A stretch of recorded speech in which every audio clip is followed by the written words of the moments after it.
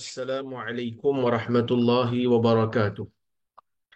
Alhamdulillah nahmaduhu wa nasta'inuhu wa nastaghfiruh wa na'udzu billahi min shururi anfusina wa min sayyiati a'malina.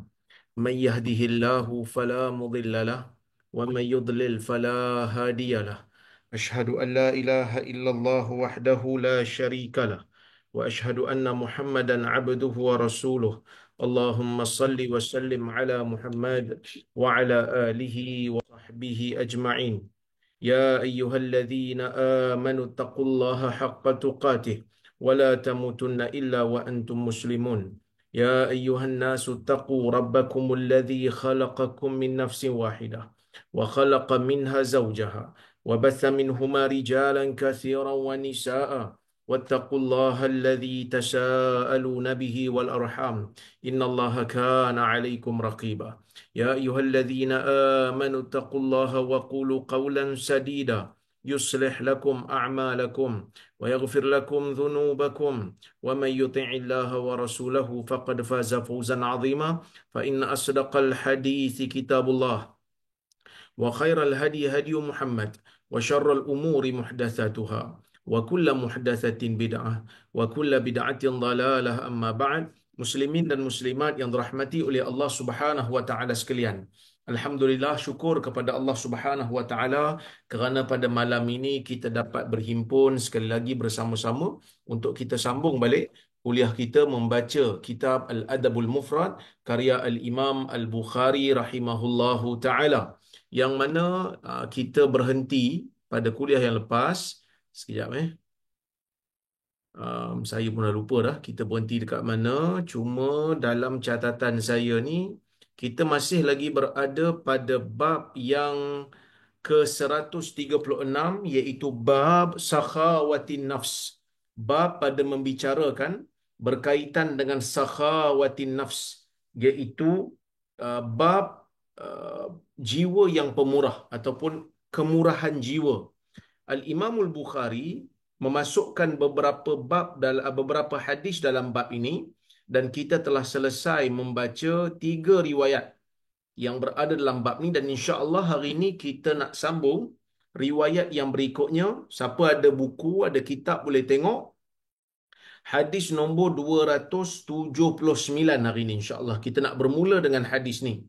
Kata Al-Imamul Bukhari rahimahullahu taala, haddatsana Qabisah qala haddatsana Sufyan an Ibn al-Munkadir an Jabir qala an Jabir radhiyallahu anhuma qala ma su'ila an-nabiy sallallahu alaihi wasallam syai'an faqala la.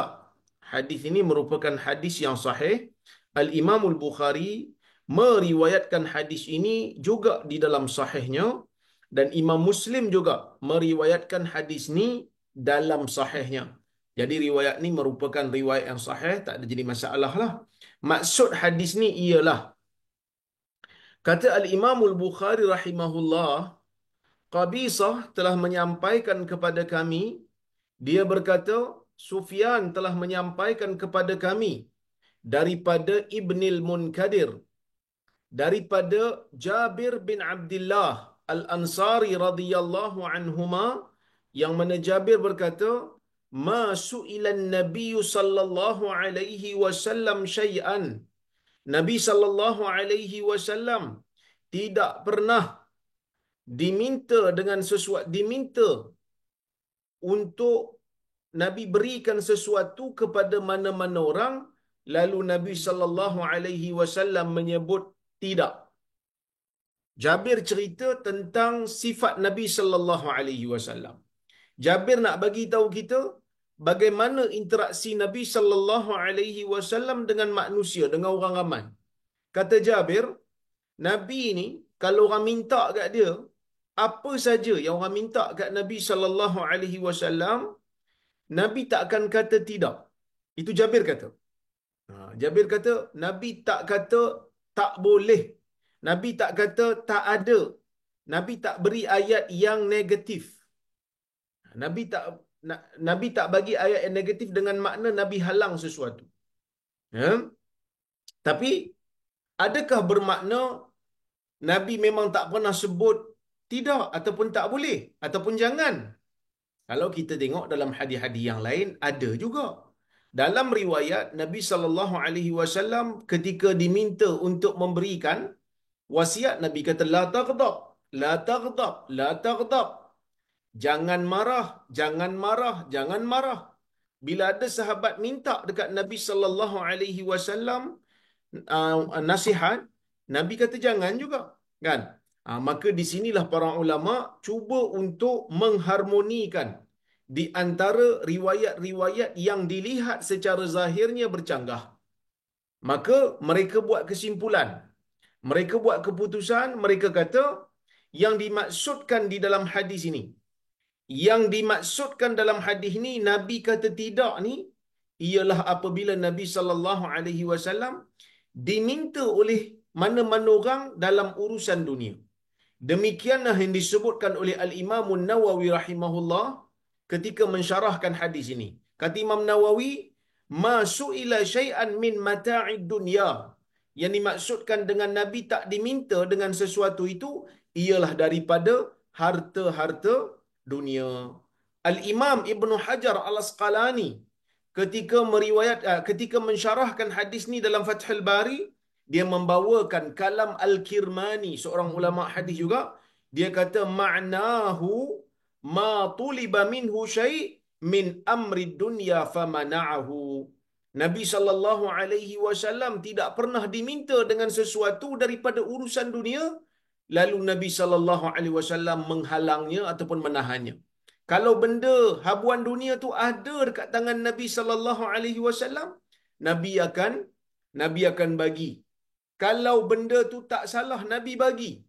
Tapi dalam urusan agama, kalau benda tu salah, Nabi tetap akan kata benda tu salah, kerana itulah sifat amanah Nabi sallallahu alaihi wasallam. Kata Ibn Hajar, selepas dia membawakan kalam Al-Kirmani, Ibn Hajar ketika mensyarahkan hadis ni dia kata walaisal muradu annahu yu'ti ma yutlabu minhu jazman, balil murad annahu la yantiqu birrad, bal in kana indahu a'ta in kana al-i'ta' sa'ighan wa illa sakata. Al-Imam Ibn Hajar kata, dia cuba untuk huraikan hadis ni. Pertama, kita dah sepakat dah, Nabi sallallahu alaihi wasallam tidak akan diam daripada mengatakan jangan kalau urusan tu urusan agama. Yang tu clear. Kalau benda tu memang tak boleh, tak digalakkan, Nabi akan larang secara jelas. Kalau benda tu tak disukai dalam agama, Nabi sallallahu alaihi wasallam akan nyatakan, akan berikan larangan. Cuma larangan ni ada dua lah. Siapa yang belajar usul fiqh, dia tahu larangan ni ada dua jenis. Satu larangan yang bersifat putus, satu lagi larangan yang bersifat makruh. Larangan yang bersifat putus ni haram lah. Larangan yang bersifat makruh ni larang, tapi kalau buat tak berdosa, cuma kalau tak buat dapat pahala. Itu benda yang kita telah fahami sejak daripada kecil lagi kita belajar. Benda makruh, benda yang tak disukai dalam agama, tetapi kalau buat taklah dapat dosa. Cuma agama suka kalau kita tinggalkan. Ibn Hajar dia huraikan lagi maksud yang dikatakan Nabi sallallahu alaihi wasallam tak mengatakan tidak. Nabi sallallahu alaihi wasallam tak bagi tahu tak boleh dalam perkara dunia ni, bukan bermakna Nabi ni bagi saja apa yang orang minta kat dia. Kata Ibn Hajar, walaisal murad, bukanlah makna hadis ni Nabi sallallahu alaihi wasallam sentiasa memberi apa yang diminta daripada Nabi itu secara serentak ataupun secara keseluruhannya. Taklah begitu. Kata Ibn Hajar, balil murad, tetapi yang dimaksudkan itu ialah Nabi sallallahu alaihi wasallam la yantiqu birrad. Nabi sallallahu alaihi wasallam tidak menyebutkan perkataan tidak, tak boleh. Nabi jarang sebut perkataan tu, dia kata. Nabi tak sebut perkataan tu. Bal in kana indahu, bahkan kalau apa yang diminta oleh para sahabat daripada urusan dunia tu ada di sisi Nabi sallallahu alaihi wasallam, a'tahu, Nabi akan bagi. in kana al-i'ta'u sa'iran, jika boleh diberi. Maksudnya kalau benda tu memang ada kat tangan Nabi tapi Nabi tengok dia, Nabi tak boleh bagi dia. Nabi tak cakap tak boleh. Nabi cuma tak bagi je lah. Nabi tak kata tak boleh. Tapi kalau benda tu boleh bagi, kalau benda tu layak untuk diberi, Nabi akan beri. Nabi tak pernah kata tidak. Kalau Nabi tak, Nabi rasa macam tak sesuai nak beri, Nabi tak kata tak juga. Tapi Nabi diam. Dia kata, wa illa sakat. Nabi akan beri kalau pemberian itu baik. Kalau pemberian itu boleh. Kalau pemberian itu tidak ada halangannya, maka Nabi akan kata, Nabi akan beri. Kalau tak, rasa macam tak sesuai, Nabi akan diam, kata Ibn Hajar. Okey. Al-Imam Izzuddin Abdis Salam, seorang ulama dalam madhab Al-Imam Syafi'i rahimahullah, yang digelar sebagai Sultanul Ulama, dia juga ada memberikan, dia juga ada memberikan pandangan. Kata dia, ma'nahu lam yaqul la man'an lil 'ata. Nabi tidak mengatakan tidak untuk menghalang pemberian. Wala yalzam min zalika an la yaqulaha i'tidaran. Tapi taklah bermakna Nabi ni tak ucapkan tidak kalau Nabi nak memberikan uzur. Maksud dalam hadis ni, kata Is bin Abdis Salam ni, dia kata Nabi tak kata tak. Jabir maksudkan Nabi tak kata tak untuk halang. Tapi ada kalanya Nabi sebut tidak kerana Nabi nak memberi uzur. Apa maksud memberi uzur? Memberi uzur ni maksudnya benda tu Nabi tak boleh bagi kerana tak ada benda tu. Maka Nabi kata tidak bukan halang.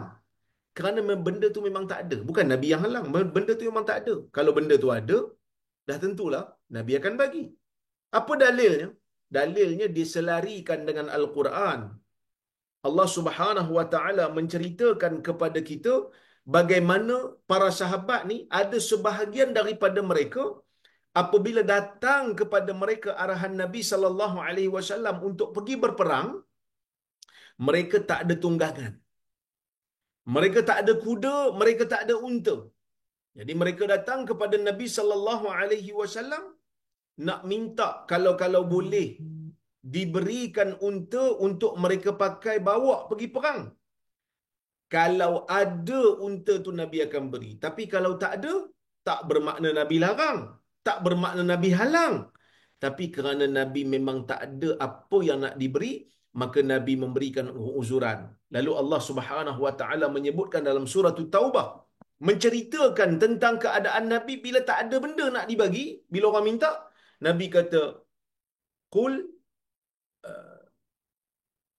sorry, mana tadi? Alah, saya nukil kalam apa Ismail Salam tu dihilang lah kejap.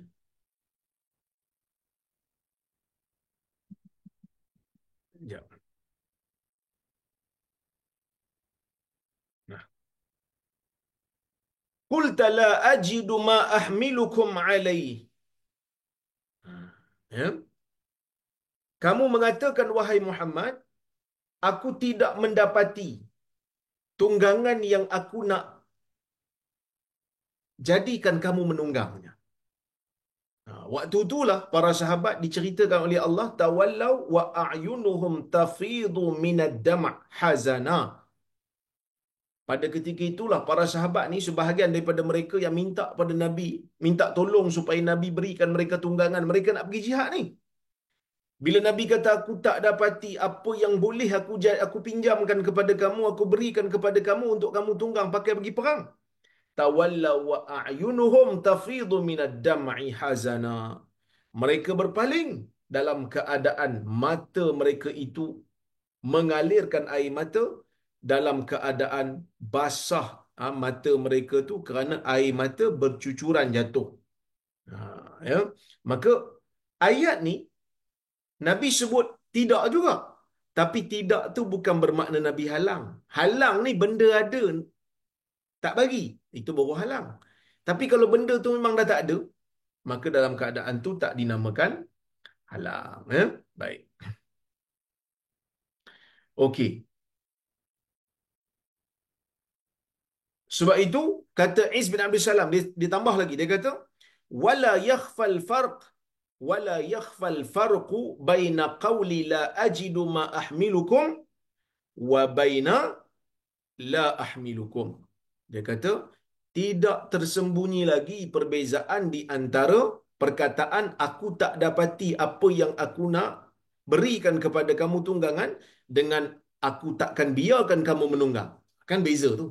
Kalau kata aku takkan biarkan kamu menunggang, maksudnya ya, maksudnya um, benda tu ada tapi Nabi tak bagi. Tapi kalau kata aku tidak dapati apa yang aku nak berikan tunggangan pada kamu, menunjukkan bukan halang. Tapi benda tu memang tak ada daripada awal. Ha. Al-Imam Nawawi rahimahullah ketika menghuraikan hadis ni dia keluarkan faedah. Faedah yang ada kaitan dengan bab yang dibawakan oleh Al-Imam Al-Bukhari. Jangan lupa kita berada pada bab pemurahnya jiwa. Jiwa pemurah. Maka Al-Imam Nawawi rahimahullah dia kata apa? Fi hadha wa fi hadha bayanu idami sakhaihi wa ghazarati jaudihi ataupun judihi sallallahu alaihi wasallam. Pada hadis ni terdapatnya faedah begitu agungnya begitu agungnya sifat pemurah Nabi sallallahu alaihi wasallam dan bagaimana sifat pemurah itu menjadi tabiat yang ada dalam jiwa Nabi sallallahu alaihi wasallam. Jadi oleh kerana itulah kalau kita baca hadis ni sebaiknya kita cuba untuk meniru akhlak Nabi sallallahu alaihi wasallam. Jadi kalau kita tak nak bagi tu jangan sebut tidak lah. Kalau boleh cubalah untuk memberikan alasan-alasan yang tidak menyedihkan orang yang meminta tu kalau kita tak nak bagilah. Tapi kalau boleh bagi, tak ada halangan untuk bagi. Kan? Okey. Kita tengok dalam riwayat yang lain, ketika mensyarahkan hadis ni, ada sebahagian ulama cuba membawakan satu lagi riwayat dalam Sahih Muslim.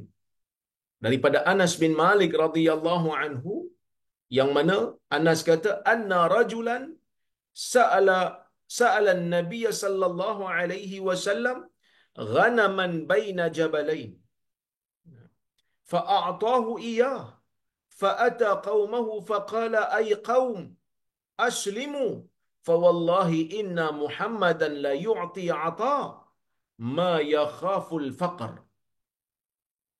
Faqala Anas in kana ar-rajulu la yuslimu ma yuridu illa ad-dunya fama yuslimu hatta yakuna al-islam ahabba ilaihi min ad-dunya wa ma 'alayha. Hadis riwayat Muslim.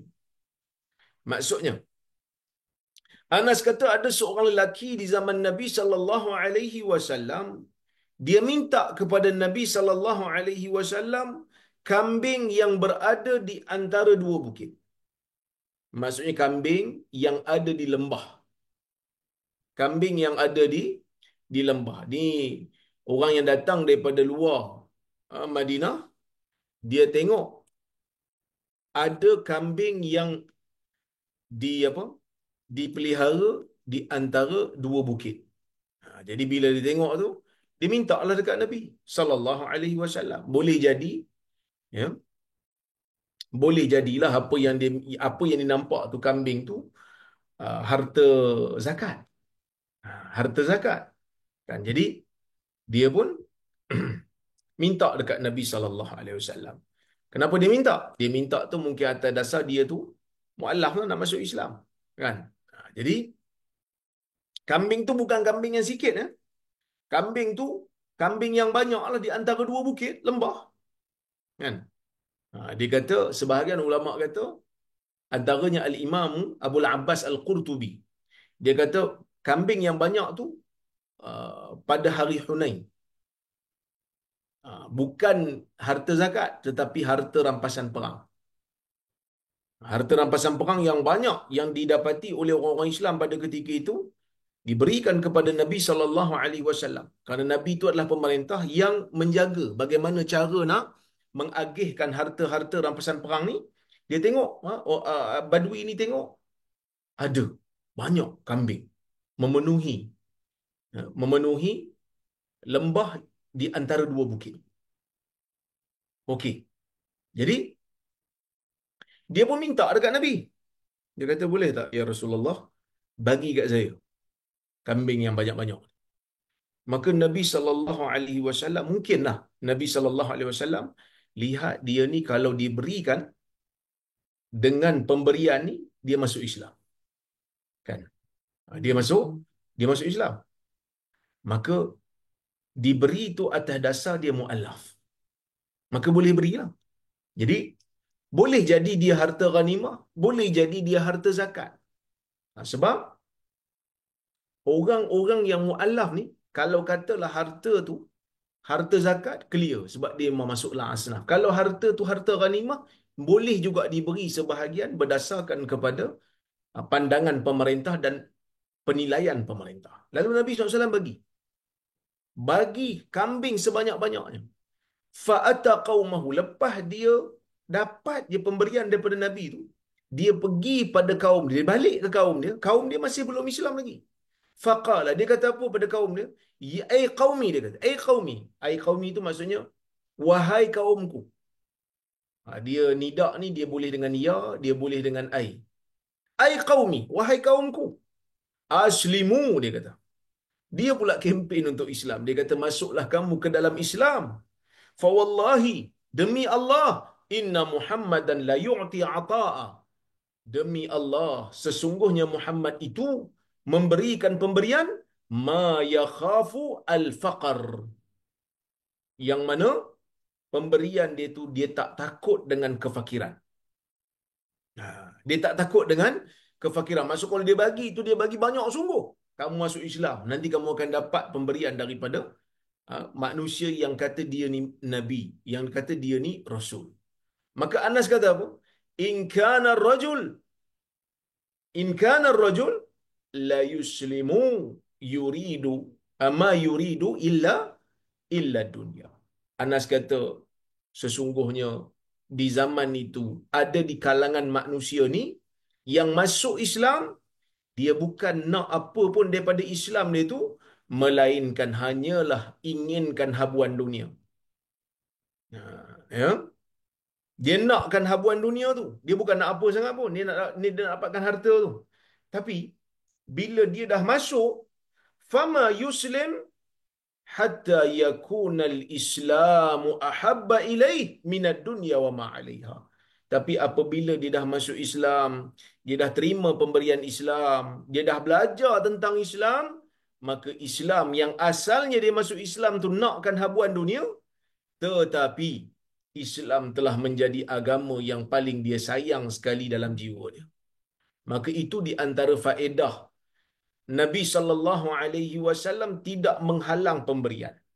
Itu di antara faedah Nabi sallallahu alaihi wasallam tidak menahan-nahan pemberian. Kalau ada dekat tangan Nabi sallallahu alaihi wasallam, Nabi akan beri. Kerana Nabi tahu sifat manusia ni, ya, sifat manusia ni suka kepada harta.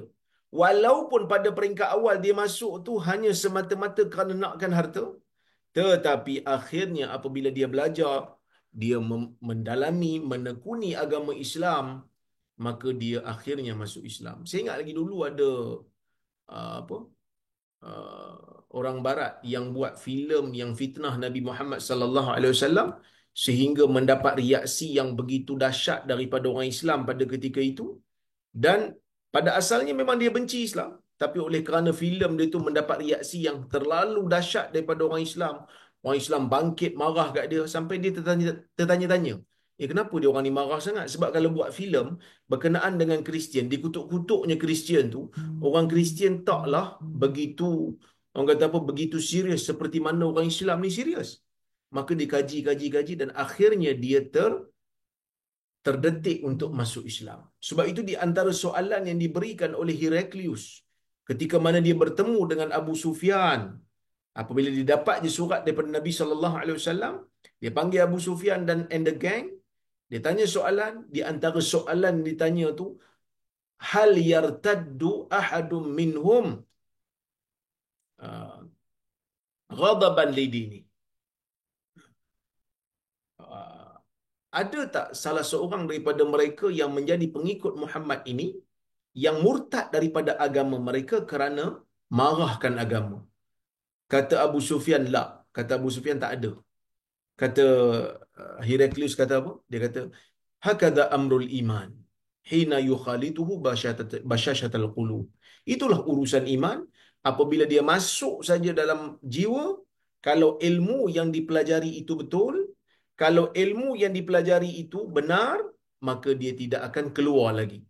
Yang menjadi masalah yang keluar-keluar ni, yang pakat keluar daripada agama Islam ni, kerana mereka tidak memahami dengan betul apakah itu, apakah itu Islam. Bila Islam yang ikut-ikut je, mudahlah untuk dia marah dengan agama. Tetapi kalaulah kata dia memang belajar betul-betul, dia memahami agama Islam tu dengan sumbernya yang benar, biasanya dia tak akan keluar pada agama kerana benci. Kalau dia keluar pun kerana kepentingan diri dia. Jadi kat sini, dalam riwayat ni, yang dibawa oleh sebahagian ulama ketika mensyarahkan hadis ni, nak tunjuk bagaimana Nabi SAW itu bersifat pemurah. Yang mana Nabi kalau beri, Nabi tak takut pun miskin lepas daripada tu. Kalau ada kepentingan, dia akan beri. Ya?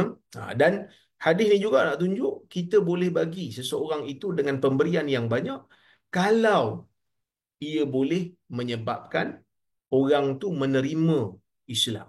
Dia mu'allaf ni, dia ada macam-macam cerita lah mu'allaf ni. Mazhab Syafi'i seperti mana yang kita tahu, tak bolehlah bagi harta zakat kat mu'allaf, melainkan dia masuk Islam. Dia kena masuk Islam. Tapi mazhab Hanbali dia agak luas sikitlah masalah ni. Dia kata mu'allaf ni boleh bagi kepada dua golongan. Yang pertama, golongan yang baru masuk Islam, jadi kita bantu dia untuk jinakkan jiwa dia supaya terima Islam. Manakala golongan yang kedua ialah golongan yang masih belum Islam. Yang masih belum Islam ni, kita boleh beri dia daripada harta zakat, kata mazhab Hanbali dan sebahagian ulama mazhab Maliki, apabila kita percaya kalau kita beri tu, dia boleh terima Islam. Kalau kita beri, dia boleh terima Islam. Ya? Itu yang pertama. Yang kedua, kalau ada satu orang yang bukan Islam ni mempunyai permusuhan yang dahsyat dengan orang Islam, yang mana kalau kita beri kat dia pemberian harta ni, dia boleh tahan kejahatan dia pada orang Islam, tak ganggu orang Islam. Pun boleh beri juga dalam mazhab Hanbali. Sebahagian ulama mazhab Maliki pun benarkan. Sebab itu Imam Nawawi kata apa, tengok. Imam Nawawi waktu dia huraikan hadis ni, dia kata, wa fi hadzal hadis ma'a ma ba'dahu i'ta'ul mu'allafah. Dalam hadis ni dan hadis-hadis selepasnya dalam Sahih Muslim tu membenarkan kita memberikan harta pemberian milik negara kepada golongan muallaf. Wala khilafa fi i'ta'i muallafatil muslimin. Kalau muallaf tu orang Islam yang baru masuk Islam, tak ada khilaf boleh bagi pada mereka. Walakin hal yu'tauna minaz zakah? Kan?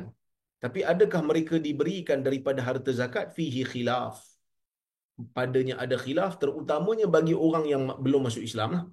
Al-asah indana annahum yu'tauna minaz zakah wa min baitil mal.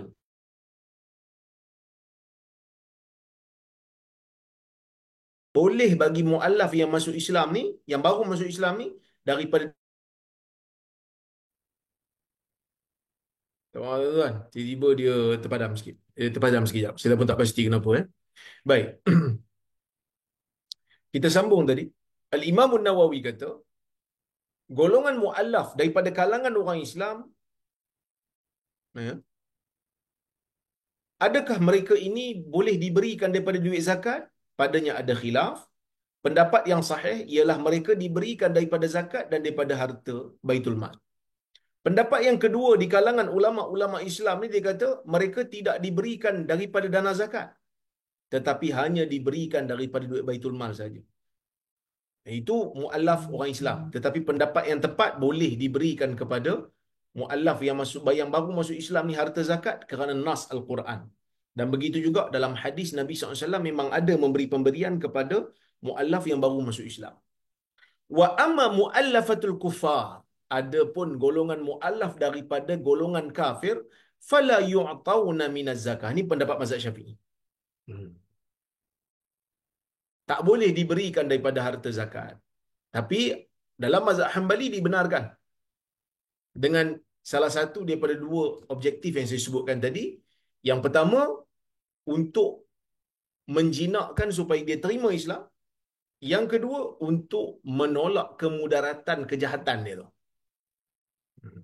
Ya. Wa fi i'ta'ihim min ghairiha khilaf. Tapi kalau harta lain selain daripada harta zakat, boleh bagi tak pada mu'allaf? Al-asah indana la yu'taun. Pendapat yang sahih di sisi kami, iaitu di sisi mazhab Syafi'i, tak boleh. Kena bagi duit zakat je.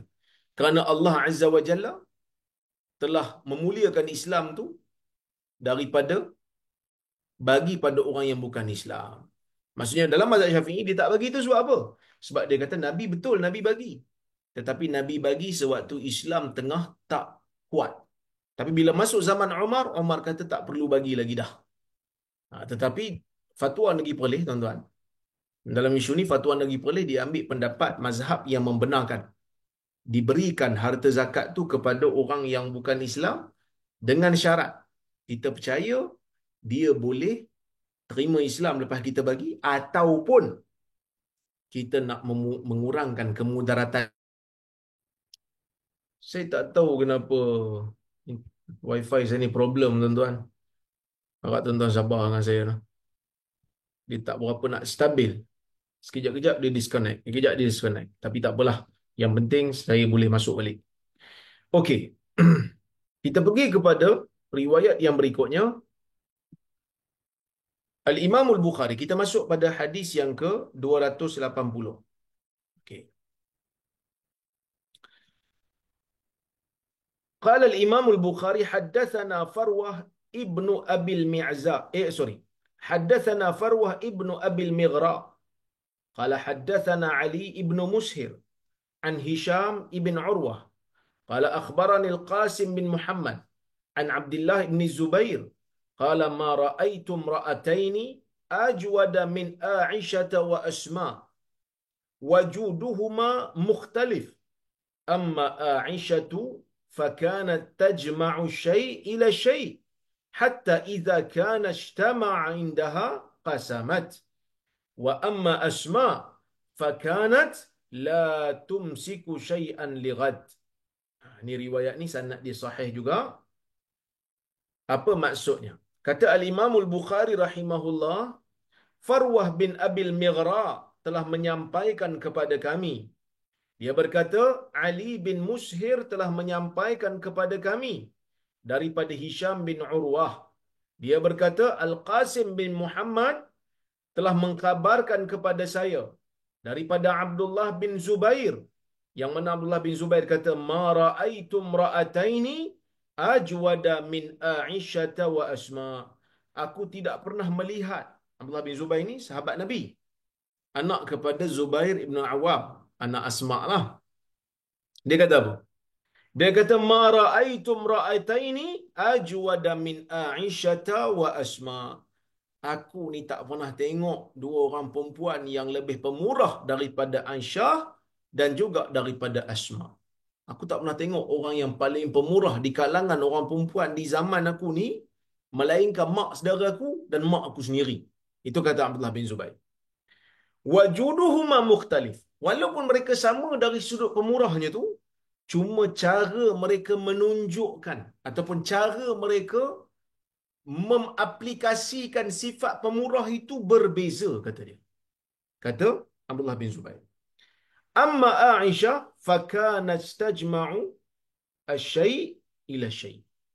Adapun Aisyah, cara pemurah dia tu, dia suka himpunkan asy-syai' ila syai'. Apa maksud asy-syai' ila syai'? Maksudnya Aisyah radhiyallahu anha suka himpunkan harta. Aisyah radhiyallahu anha ni suka himpunkan harta yang ada pada dia tu, kalau sikit dia akan himpun hatta idza kana ijtama indaha qasamat. Sehingga apabila harta tu telah terhimpun di sisi dia banyak, barulah dia akan bedakan. Itu cara Aisyah. Wa amma Asma fakanat la tumsiku syai'an liqad. Tapi Asma ni pula, mak Abdullah bin Zubair ni pula, cara dia pemurah lain pula. Dia kata kanat la tumsiku syai'an liqad. Asma ni kalau ada harta lebih, dia takkan tunggu esok. Baik. Uh, Abdullah bin Zubair ketika menceritakan tentang Aisyah ni, faedah yang boleh kita ambil yang pertama ialah bolehnya kita bercerita tentang kebaikan orang saleh kepada orang lain untuk memberikan contoh supaya orang termotivasi dengan amalan baik mereka. Contohnya kita berkawan dengan orang saleh. Orang saleh tu dia berusaha menyembunyikan amalan dia. Tapi kita ni boleh cerita, kalau kita tahu kita boleh cerita pada orang lain yang tidak melibatkan aib lah, tapi melibatkan amalan saleh, semata-mata untuk memberi galakan pada orang lain supaya melakukan amal soleh itu juga. Ha, kan kadang-kadang ini benda biasa kita buat. Bila kita kenal dengan orang saleh, kita pun cerita ke orang lain, Masya Allah dia ni selalu qiyamul lail. Dia ni banyak salat sunat. Dia ni kalau itu duha tak pernah tinggal loh dia ni. Kita cerita tu kerana kita nak memberi semangat kepada orang lain supaya mengikuti jejak langkah. Kalau tak boleh nak bagi sama pun, setidak-tidaknya boleh berikan semangat untuk mereka buat sedikit pun tak apa. Baik.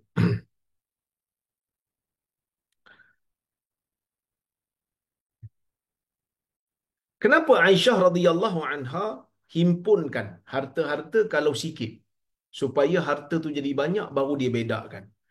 Sebahagian ulama ya, dia cuba untuk huraikan. Dia kata apa? Ra'at Aisyatu anna al-qalila la yumkin qismatuhu baina man yatatalla'u ila 'ata'iha li kathratihim. Berkemungkinan Aisyah ni dia melihat kalau harta sedikit yang dibedakan tak mungkin untuk diberikan kerana ramai orang yang menunggu pemberian dia. Dan bilangan tu ramai. Jadi kalau Aisyah ada sikit harta, dia bedak, orang yang tunggu Aisyah nak bagi ramai, Aisyah tak boleh nak dapat bagi semua. Wa in a'tathu ba'dahum rubbama yahzanu al-akharun. Kalau Aisyah bagi sebahagian je yang minta, yang sebahagian lain tak dapat, boleh jadi yang tak dapat tu akan bersedih. Jadi Aisyah tak bagi, melainkan dia himpun dulu. Tu cara Aisyah. Kerana mungkin orang yang minta dekat Aisyah ni ramai. Ya.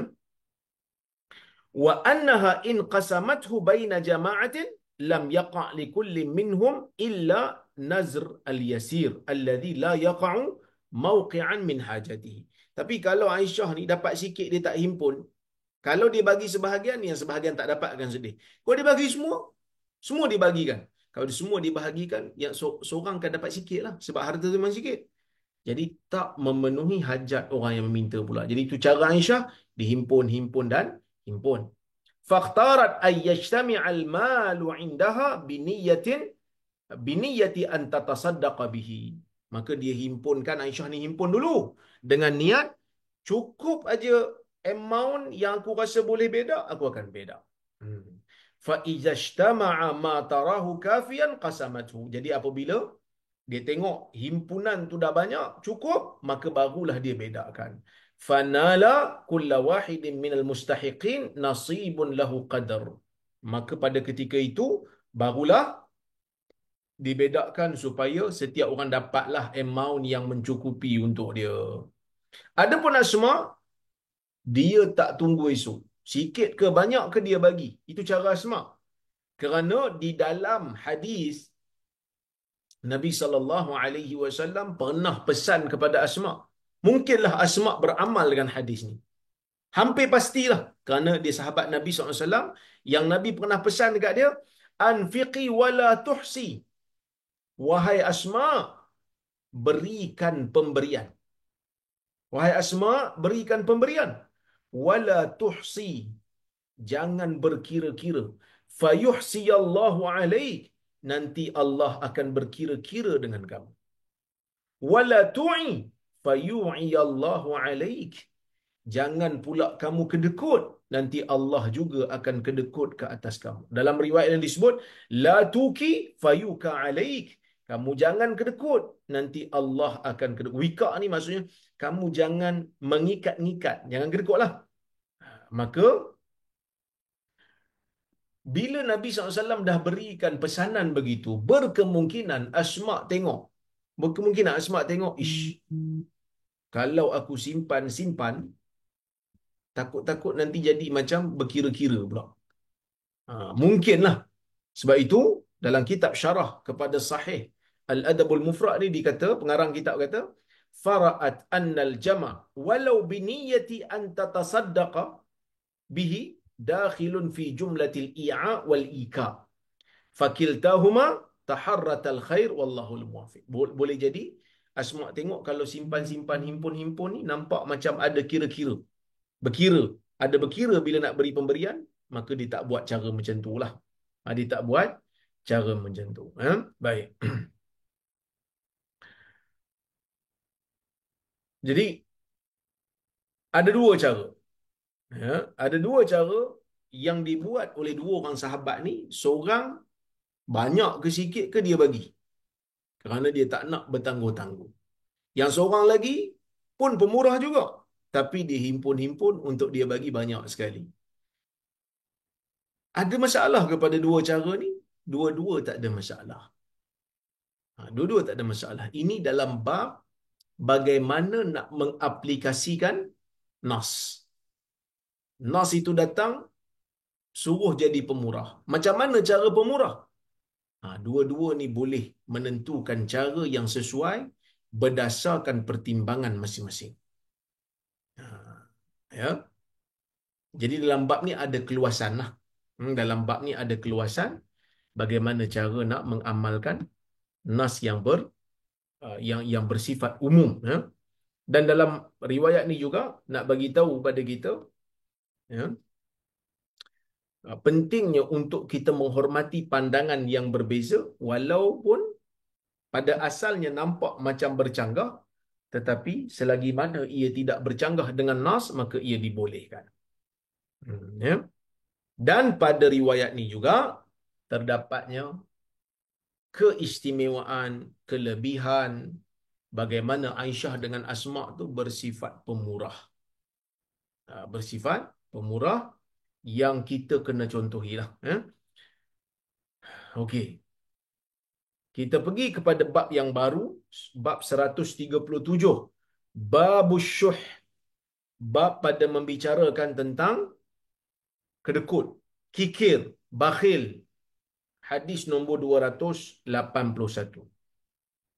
Kata Al-Imam Al-Bukhari rahimahullah, haddathana Musaddad qala haddathana Abu Awanah an Suhail bin Abi Salih an Safwan bin Abi Yazid anil Qa'qa' ibn al-Lajlaj an Abi Hurairah radhiyallahu anhu qala qala Rasulullah sallallahu alaihi wasallam la yajtami'u ghubarun fi sabilillah wa dukhanu jahannam fi jawfi 'abdin abadan wa la yajtami'u asy-syuh wal iman fi qalbi 'abdin abada. Riwayat ni ada dhaif sikit kerana Ibnul Lajlaj itu, Qa'qa' Ibnul Lajlaj itu tak dikenali. Tetapi di sana ada riwayat lain yang menyokong riwayat ni, maka riwayat ni pun terangkatlah daripada dhaif menjadi diterima. Maksudnya, kata Al-Imam Al-Bukhari rahimahullah, Musaddad telah menyampaikan kepada kami. Dia berkata, Abu Awanah telah menyampaikan kepada kami daripada Suhail bin Abi Salih, daripada Safwan bin Abi Yazid, daripada Qa'qa' bin Lajlaj, daripada Abi Hurairah radhiyallahu anhu. Katanya Nabi sallallahu alaihi wasallam bersabda, tidak berhimpun debu di jalan Allah dan asap Jahannam pada rongga seorang hamba selama-lamanya. dan tidak akan berhimpun perasaan kedekut dengan perasaan iman dalam jiwa hamba selama-lamanya. Apa faedah yang boleh kita ambil dalam riwayat ni? Yang pertama sekali, bila Nabi SAW kata debu di jalan Allah ni, maksudnya jihad lah. Jihad di jalan Allah yang menyebabkan debu masuk dalam badan kita, debu berperang. Sebab zaman dulu perang ni pakai kuda, pakai unta, kadang-kadang berlari. Jadi tengah-tengah padang pasir tu, pasir debu akan terangkat dan kita akan sedut masuk dalam badan kita. Apa ni? Debu tu petanda. Yang dimaksudkan ialah amalan jihad di jalan Allah. Jadi jihad di jalan Allah salah satu daripada cara untuk mendapatkan syurga. Sebab itu ada kalangan sahabat Nabi SAW bila dengar tentang jihad ni boleh masuk syurga, ada tamar kat tangan dia pun dia baling, dia kata lambat. Aku nak masuk syurga cepat. Itu Jadi jihad di jalan Allah merupakan salah satu cara untuk mendapatkan syurga. Bahkan ia merupakan di antara pahala terbesar yang pernah dicapai oleh Muslim. Kita pernah tengok bagaimana pejuang-pejuang Palestin, Hamas, yang mereka ni memang menunggu-nunggu saat untuk mati syahid. Baru-baru ni kita melihat bagaimana tokoh Hamas, tokoh besar Hamas, Yahya Sinwar, yang mana dia dah cedera dah tangan dia, bertempur, peluru dah habis dah, duduk atas sofa, yang ada kayu je kat tangan dia. Nampak drone masuk, tengok dia nak pergi tembak, dia baling dengan kayu. Apa yang ada kat tangan dia, dia baling, dia tak menyerah. Kenapa? Kerana hidup dia memang mengimpikan syahid. Hidup dia memang mengimpikan syahadah fi sabilillah. Itu benda yang kita kena ada dalam jiwa lah. Apa dia? Nak berjuang di jalan Allah, nak mati dalam menegakkan agama Allah. Kena ada dalam jiwa kita lah. Dan kita kena hormat kepada orang yang berjuang di jalan Allah ni. Mereka telah mendapat kelebihan di sisi Allah yang kita masih belum dapat lagi. Kena adalah sikit perasaan, ya Allah, bagusnya kalau aku dapat. Tak dapat mati berjihad di jalan Allah kerana kita tak mampu nak ke medan perang untuk lawan dengan musuh-musuh Allah pun, paling tidak kita mati di atas jalan jihad yang lain, jihad ilmu, jihad penulisan, jihad bercakap benda yang betul. Ya? Jadi bila Nabi kata, debu neraka, asap neraka dan debu orang yang syahid di jalan Allah ni tak berhimpun dalam jasad seseorang. Maksudnya bila dia mati syahid di jalan Allah, syurga untuk dia. Tapi bukankah Nabi kata ada manusia yang masuk dalam neraka kerana dia walaupun mati di medan perang, tapi dia mati dalam keadaan berjihad bukan kerana Allah. Yang tu bukan fisabilillah lah. Ini kan sebab Nabi sebut fisabilillah. Tapi bukankah Nabi kata ada syahid ni yughfaru li syahidi kulli syai', yughfaru li syahidi kullu syai' illa ad-dain. Dalam hadis Nabi kata diampunkan untuk orang syahid ni semua benda kecuali hutang. Kalau hutang tu maksudnya dia berhimpun, mungkin dia masuk neraka sebab tak bayar hutang, tapi bukan kerana dia masuk tu bukan kerana debu syahid tadi tu, tapi kerana hutang. Jadi maksudnya kalau dia tak ada masalah apa, dia tak ada masalah dengan manusia lain, dia berjuang di jalan Allah, dia mati kerana mempertahankan agama Allah, menegakkan agama Allah, dibunuh oleh musuh-musuh Allah, maka dia insya-Allah akan masuk syurga dengan kehendak dan izin Allah Subhanahu wa taala. Dan tidak berhimpun perasaan kedekut dan iman. Kenapa? Kerana orang yang syuh ni, orang yang kikir ni, orang yang bakhil ni, dia bakhil tu disebabkan oleh kerana dia tak yakin dengan rezeki yang Allah beri. Mungkin juga dia tak berapa kuat keyakinan dia dalam mempercayai ganjaran yang Allah Ta'ala sediakan untuk dia. Jadi maksudnya kalau orang tu betul-betul beriman, dia akan tak ada perasaan kedekut tu, bahkan dia akan berkongsi rezeki yang dia ada kerana dia tahu Allah Subhanahu Wa Ta'ala akan gantikan dengan rezeki yang lebih yang lebih banyak, yang lebih besar daripada apa yang dia ada. Ini membuktikan kepada kita apa dia? Membuktikan kepada kita iman ni ialah sesuatu yang perlu kepada amal. Amal tu ialah sesuatu yang perlu untuk menyempurnakan iman. Untuk menyempurnakan iman. Kalau tak ada amalan, bagaimana kita nak membuktikan keimanan kita? Jadi sebab itu, golongan ulama-ulama salaf, termasuk Al-Imam Al-Bukhari, menyebutkan di dalam kitab dia, Al-Iman qaulun wa amal. Iman itu ialah perkataan dan perbuatan. Wallahu subhanahu wa ta'ala a'lamu bis-shawab. Mudah-mudahan ada manfaat apa yang saya sampaikan pada malam ini. Saya tengok kalau ada soalan ataupun komentar. Assalamualaikum. Waalaikumsalam. Hadis yang berkaitan dengan nasihat jangan marah. Bolehkah kita lihat ianya sebagai minta nasihat dan Nabi telah memberikan nasihat yang diminta, isi nasihatnya jangan marah.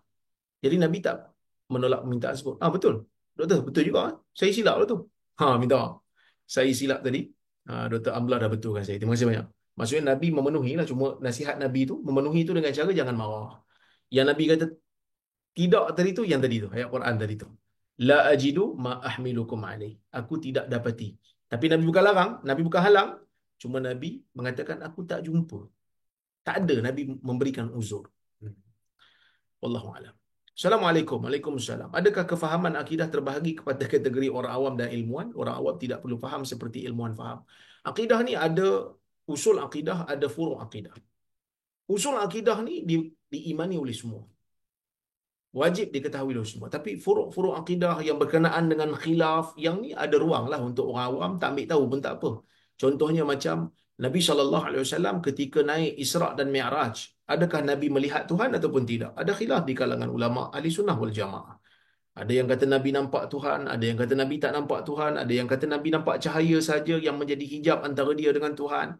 Itu khilaf di kalangan para sahabat. Dan ulama-ulama Islam juga berbeza pendapat lah masalah ni. Jadilah masalah tu tak ada masalah lah kalau orang awam tak ambil tahu.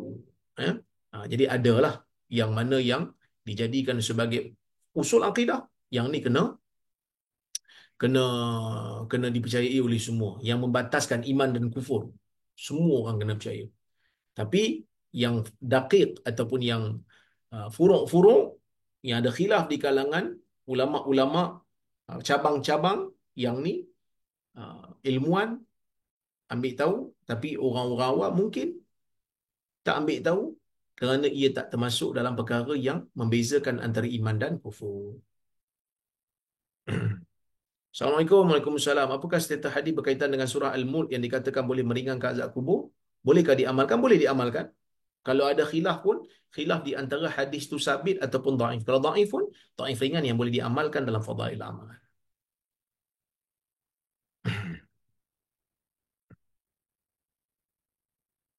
Assalamualaikum Ustaz. Waalaikumsalam. Saya nak tanya, ada seseorang itu dah habis ijazah University of Arab. Tapi seseorang tu tak minat ilmu, tapi seorang tu minat bidang lain. Apa pendapat Ustaz? Tak minat ilmu tapi minat bidang lain. Bidang lain tu bukan ilmu lah maksudnya. Ke dia tak minat ilmu agama ni? Kalau dia tak minat ilmu agama, dia minat ilmu bidang lain, ya, tak ada masalah selagi mana ilmu yang dia minat itu memberi apa ni, manfaat kepada orang-orang Islam, memberi orang kata apa, manfaat kepada umat, tidak bercanggah dengan orang kata apa, bercanggah dengan syariat, maka dibolehkan. Terpulang pada dia lah yang mana yang dia minat. Yang mana yang dia minat, dia boleh teruskan. Cuma pastikanlah kalau nak masuk dalam bidang apa pun, jadikan diri kita tu pakar dalam bidang tu, menjadi pakar rujuk.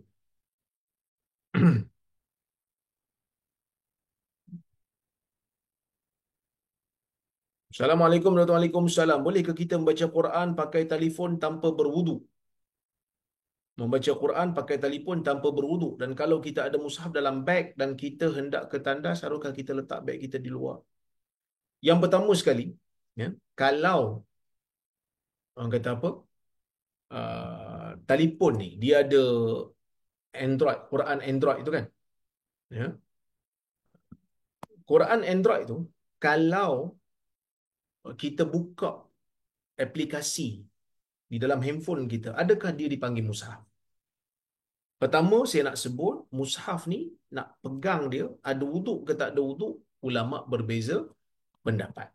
Ulama berbeza pendapat tentang adakah perlu berwuduk ataupun tidak, kerana hadis dalam masalah ni, ya, um, bercanggah-canggah. Minoriti ulama mengatakan tak perlu berwuduk. Ya, tak perlu berwuduk dia kata. Manakala majoriti ulama berpendapat perlu berwuduk. Jadi ihtiyatnya, pandangan yang selamatnya perlu berwuduk. Walaupun saya nampak ini memang khilaf yang muktabar dalam masalah ni, ya. Okey. Tetapi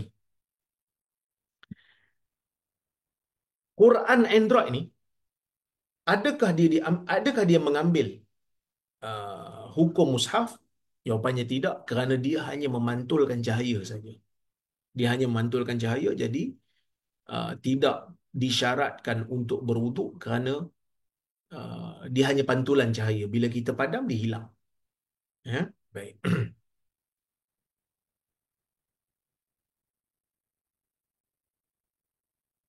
Assalamualaikum warahmatullahi wabarakatuh. Nak tanya, apa beza syaitan, jin dan iblis?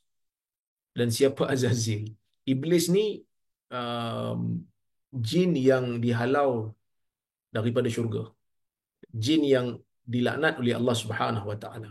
Syaitan ni ialah sifat yang ada pada jin yang menjadi pengikut kepada iblis, dan juga ada juga di kalangan manusia. Azazil tu dikatakan nama iblis. Dikatakan nama iblis. Ya. Wallahu ta'ala a'lam bissawab.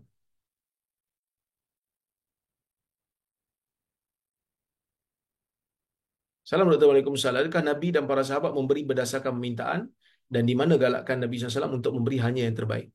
Tak juga. Ada riwayat yang Nabi SAW beri walaupun orang tak minta. Tapi Jabir ceritalah, kebiasaannya Nabi memang kalau orang minta, Nabi tak akan halang. Tak menafikan yang Nabi juga memberi dalam keadaan orang tak minta. Ada juga. Wallahu a'lam. Terima kasih banyak kepada semua. Itu je soalan yang saya nampak. Saya mohon maaf terkasar bahasa tersilap kata, dan saya ucapkan terima kasih banyak kepada um, penganjur uh, Global Ihsan, Kak Jini, Dr. Azmi, Ustaz Reza, dan semua tim Global, dan semua yang hadir pada malam ni. Terima kasih banyak kepada semua. Aku qauli hadza wa astaghfirullahal azim li wa lakum.